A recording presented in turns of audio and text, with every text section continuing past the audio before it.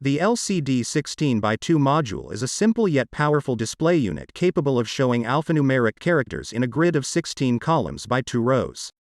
This module is commonly used in a wide variety of applications for displaying information like sensor readings, time and date, and user interface messages. The module consists of 16 columns and 2 rows for displaying characters.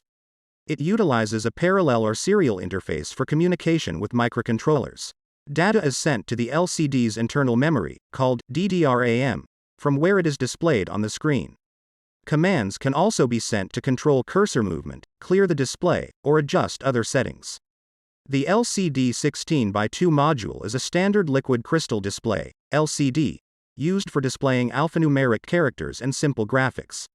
It consists of a 16-character wide and 2-line tall display, making it suitable for various applications where text or basic information needs to be shown.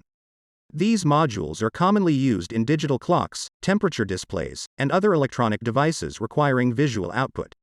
They are known for their simplicity, ease of integration, and legibility, making them a popular choice for many DIY and commercial projects.